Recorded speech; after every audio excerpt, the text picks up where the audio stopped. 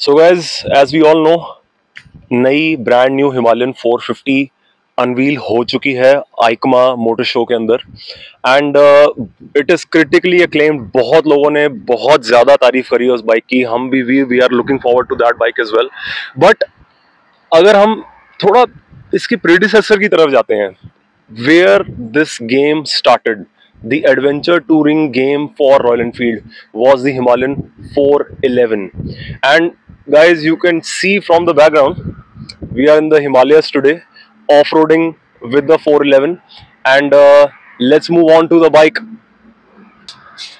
So guys, here we have it, the predecessor for the much awaited Himalayan 450, the Himalayan 411, launched in 2016. And क्या कह सकते हैं, it has been a favourite of the adventure touring motorcycle industry.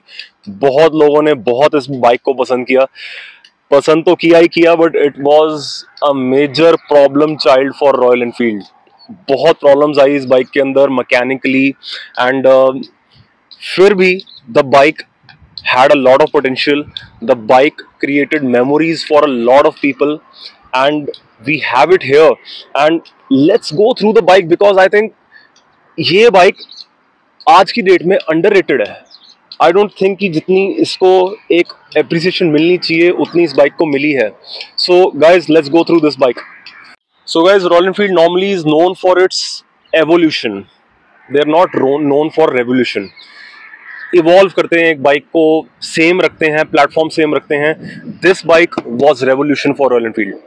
Brand new engine, brand new setup, overhead cam setup इसमें डाल दिया था इन्होंने. Counter rotating आपका जो आपका बैलेंसर शाफ्ट था इन्होंने वो डाला था वाइब्रेशंस कम करने के लिए. एंड पहली बार एक एडवेंचर टूरिंग मोटरसाइकिल निकाली थी रॉयल एनफील्ड ने.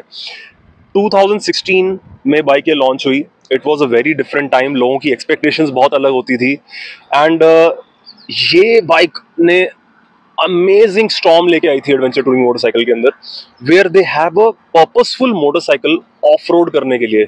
एक ऐसा टाइम था जब एक ज्यादा एडवेंचर ओरिएंटेड पर्सन जो थे वो तो लेह लद्दाख कर रहे थे, बट रेगुलर पर्सन्स नहीं कर रहे थे, कह रहे थे कि it is too difficult. This bike brought adventure touring to the masses. Regular जो राइडर्स थे या रेगुलर टूरिंग पर्सन्स थे वो भी कहते थे कि हाँ यार, we can take this bike to the Himalayas and explore the beautiful Himalayas. So guys, अगर हम बाइक को देखते हैं, we all know the specs, but जो बात करने वाली है वो ये थी कि this was a purposeful motorcycle. पहली बार रॉयल एनफील्ड ने डिपार्ट किया था अपने रेगुलर विंटेज स्टाइल से to a purpose built motorcycle.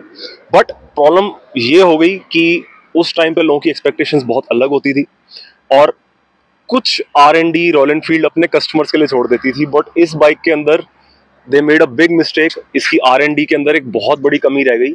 It had a lot of issues. पहली अगर हम BS3 की बात करते हैं, बट थ्रू द टाइमलाइन इन्होंने इस बाइक को बहुत इम्प्रूव किया है. And trust me guys, I would like to comment Royal Enfield that they had the guts कि उन्होंने एक brand new motorcycle adventure touring segment के अंदर निकाली जो उनका USP नहीं था. नॉर्मली वो ऐसी बाइक्स पहले नहीं निकालते थे और इंडिया में बहुत कम मैन्युफैक्चरर्स थे जो एडवेंचर टूरिंग के अंदर प्ले कर रहे थे. But Royal Enfield had the guts to develop a brand new motorcycle. And let me tell you guys, बहुत ईजी नहीं होता ब्रांड न्यू मोटरसाइकिल को डेवलप करना, but they did it. And अगर हम 450 की बात करते हैं, जो बहुत ही अप्रिशिएट कर रहे हैं लोग, सारी लर्निंग्स, सारी development they have learned from this bike. And मैं इस बात पे स्ट्रेस करना चाहूँगा गाइज, एडवेंचर टूरिंग अगर हम मोटरसाइकिलिंग सेगमेंट की बात करते हैं, it is the most growing segment at the moment. बाकी सारी सेगमेंट्स से अगर हम कंपेयर करते हैं, adventure touring is on fire right now. हर मैन्युफैक्चरर इस सेगमेंट में एंटर करना चाहता है और प्ले करना चाहता है, and that is for good reason. Not only around the world, especially in India, because people want to get out of their houses and explore the beautiful country that is India. So guys, वो कहते हैं ना, from darkness comes the most amount of learning. This bike is the prime example. And बहुत सारी चीज़ें हैं guys इस bike के बारे में बात करने के लिए, and बहुत सारी कहानियाँ हैं, बहुत सारी डिटेल्स हैं. So थोड़ा और फर्दर बात करेंगे इसके बारे में.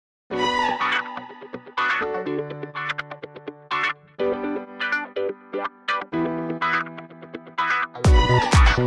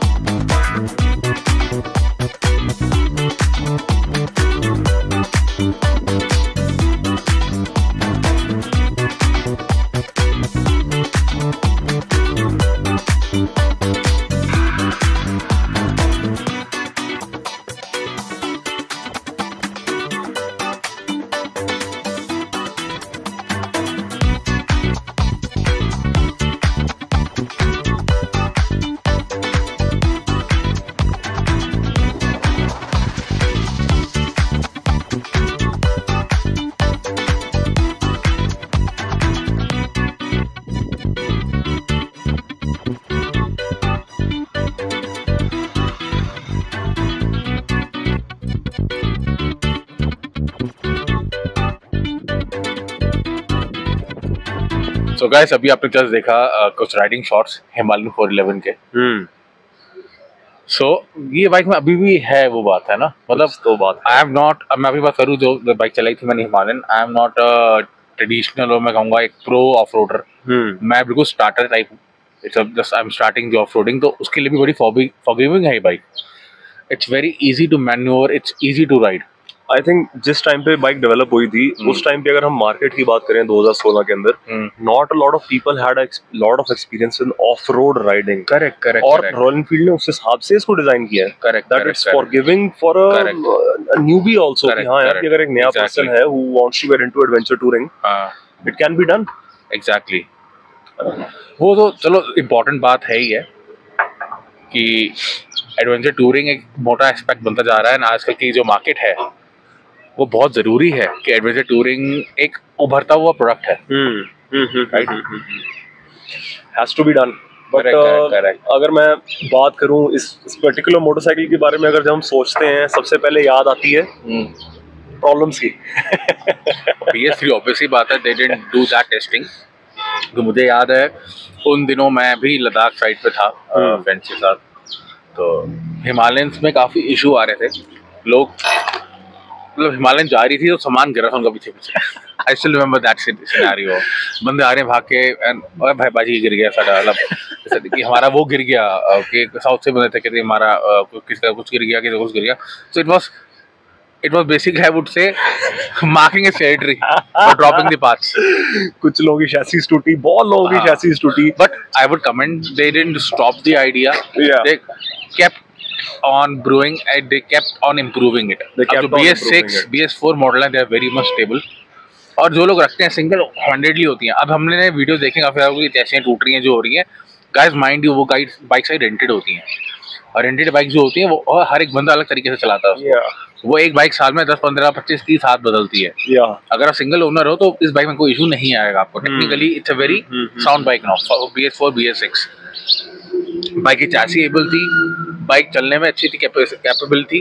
The only issue that all the biker enthusiasts were worried was the power. Power थोड़ी शोर होती है, so 24.3 24.1 bhp power and 32 Nm torque, which was just enough I would say. Just enough. अगर आप ये सोचें कि एक 410 सीसी इंजन है और आपको 110 की स्पीड कीप अप करने के लिए आपको एफर्ट डालना पड़ रहा है, फिर तो दोनों चीजें मैचअप नहीं करती। तो लॉन्ग स्ट्रोक इंजन ऑब्वियसली बात है, लॉन्ग स्ट्रोक इंजन है, बट स्टिल जैसे you stated in the beginning कि हिमालयन ने कुछ ट्रेडिशन तोड़ा अपना। दे came out of their old generation, old school habit, but engine वो old school था ये। Engine almost was old school and but अगर हम उस टाइम की बात करते हैं guys, एक्सपेक्टेशंस बहुत अलग थी लोगों की। अभी अगर हम मार्केट की बात करते हैं, so it is slightly evolved compare to 2016। उस टाइम के ऊपर लोगों की पावर की एक्सपेक्टेशंस, लोगों की रिलायबिलिटी की एक्सपेक्टेशंस पर्टिकुलरली रॉयल एनफील्ड से बहुत ज्यादा नहीं थी, बहुत कम थी। लोग कहते थे कि चलो यार रॉयल एनफील्ड की बाइक्स हैं, रिलायबिलिटी तो होती नहीं है, ठीक है। दूसरी बात है कि यार चलो 100-110 तक अगर पहुंच जाती है bike, so that is enough. But आज की डेट में अगर हम बात करते हैं, that is not enough. You need to be doing 110, 120 comfortably. अगर आप एडवेंचर टूरिंग की बात कर रहे हो। और दूसरी चीज अभी अक्षय जो वीडियोस आप सामने आ रही है 452 की, मैं यार क्या बाइक है, 5th गियर पे it's going 150 plus and that's complete evolution or revolution I would say in the biking industry. The way the bike is revving, जिस तरीके से बाइक rev कर रही है, never seen that out of Royal Enfield. Correct. Haven't seen anything like that. और guys अभी चलो हम बहुत बात कर रहे हैं कि रिलायबिलिटी अच्छी नहीं है, बाइक खराब थी, बाइक टूट रही थी। मैं एक चीज आपको कहना चाहूंगा, कोई भी मैन्युफैक्चरर जानबूझ के ये चीजें नहीं करता है। हुआ ये कि रॉयल एनफील्ड से सिर्फ इतनी सी गलती हो गई कि उन्होंने अच्छे से बाइक डेवलप नहीं करी, उनको पूरा टाइम नहीं दिया। अगर इस बाइक को 2017 में भी लॉन्च कर लेते, एक साल और ले लेते, तो it would have been a different thing all together. And एक और चीज को हमको माइंड में रखना होगा, आई थिंक उस टाइम पे सप्लायर्स भी उस क्वालिटी के नहीं थे रॉयल एनफील्ड के पास, क्योंकि जो मेरे को इनसाइडर इन्फॉर्मेशन मिली है कि सप्लायर्स जो पार्ट्स दे पा रहे थे वो कंसिस्टेंट नहीं थे। बट अभी जो लास्ट हिमालयन अभी आ रही है, जो डिसकंटिन्यू होने वाली है, हो गई है इनफैक्ट डिसकंटिन्यू प्रोडक्शन से भी, राइट। अभी उसकी क्वालिटी काफी बेटर है, अब उसकी क्वालिटी बहुत बेटर है, it is much better. So they have improved. और गाइज अगर मैं बात करूं, जो भी हम टेक्नोलॉजिकल एडवांसमेंट्स अभी हम नई 452 में देख रहे हैं, it is all courtesy to the 411. It was seeded by 411. It is seeded by 411. और आप देखिए उन्होंने किया क्या है उस मोटरसाइकिल के साथ। They have अगर 411 ना होती तो 452 का खा भी नहीं होता। खा भी ना होता। And trust me guys, ये रॉयल एनफील्ड का एक आपको शुक्रगुजार होना चाहिए। अगर ये 411 ना निकालती कभी, तो आपको इस सेगमेंट के अंदर, प्राइस ब्रैकेट के अंदर कभी एडवेंचर बाइक्स मिलती ही आपको minimum adventure bike, actual adventure bike क्या करूँ, टाइगर के लिए आपको एटलीस्ट 12, 13, 15 लाख खर्चने पड़ते हैं। आज की डेट में आपके इसको देख करके एडवेंचर बाइक्स बहुत आ गई हैं। KTM एडवेंचर 390 चल पड़ी है, राइट। हिमालयन 452 ऑलरेडी अब नहीं आ रही है।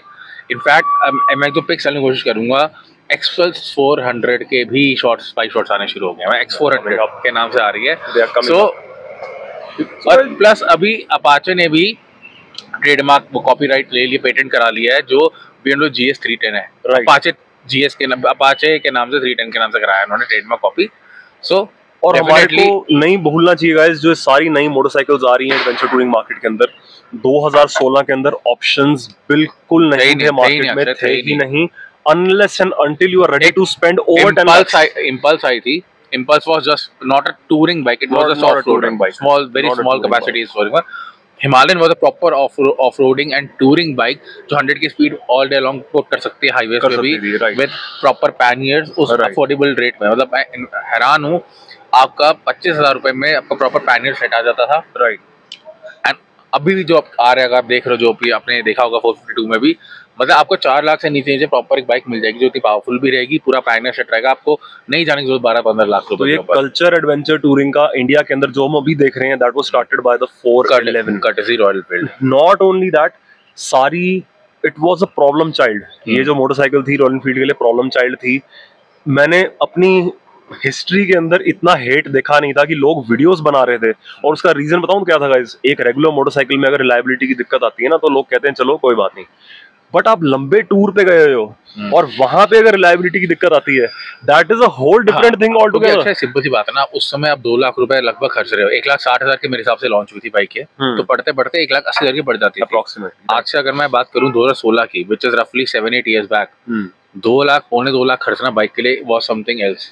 उस समय पल्सर्स भी लाख रुपए क्रॉस नहीं हुई थी, 220, 85, 90 की आती थी, and this was something commanding 1,60,000 उस समय, ठीक है। एंड नॉर्मल बंदा उसको अपने डेली राइडिंग के लिए नहीं लेता था, so he expects a lot from that point of view. Expected market में चलो the things have changed, it's 6 साल में इतना कुछ सब कुछ महंगा हो गया है। I was like amazed. Pulsar 125 is costing around 1.2, 1.3 now. मतलब बाकी तो अब छोड़ ही दो। Splendor is almost reaching 90 now. So things have evolved, the market has moved on, biking has moved on, but I mean regular लोग जो adventure tourers भी नहीं थे, एडवेंचरर्स भी नहीं थे, उन्होंने इस बाइक को लिया और एडवेंचर्स पे गए। Exactly, this bike, that is the whole point. This bike gifted them the word adventure, freedom, absolutely, to go to adventures. I mean, पहले उससे पहले चलो जो लोग बुलेट पे कर रहे थे ना, दूसरी बाइक्स पे कर रहे थे, वो ठीक था, वो अनकंफर्टेबल थी, it was uncomfortable, but this was a purposeful motorcycle that gave them the luxury कि चलो यार हम भी करके आते हैं, हम भी थोड़ा अपने ब्यूटीफुल कंट्री को एक्सप्लोर करते हैं। Exactly. So all in all वो कहते हैं ना, after darkness, there is light. There is light. So this bike started the cult. Now it is again revolutionizing, and stay tuned with us. हम लोग surely जैसी bike launch होती है, क्योंकि अब पता लगे 24th को ही लॉन्च होना इंडिया में. प्राइसिंग भी तब आउट होगी, but guys pre booking start हो चुकी है. तो मैं डिटेल्स स्पेसिफाई कर दूंगा. गर्ग ऑटोस चंडीगढ़ में 32 सेक्टर से आप प्री बुक कर सकते हो उस बाइक को, या जीरकपुर पंजाब से प्री बुक कर सकते हो 10,000 रुपीज देके, विच इज रिफंडेबल. जो भी बुक कराएगा they will be given priority on the delivery part. And trust me, we book करा लो, क्योंकि बाद में बुकिंग बहुत ज़्यादा हो जाएगी. You need the priority on this one. Okay, I have heard कि बाइक की जब कल से बुकिंग शुरू हुई थी, within 4 hours span 2,000-2,500 बुकिंग हो चुकी थी बाइक की ऑलरेडी. और अभी प्राइस भी बाहर नहीं आया. हाँ, देख लो. So guys, thanks for liking. And do share and subscribe with your friends. Thanks for watching, guys. Thank you.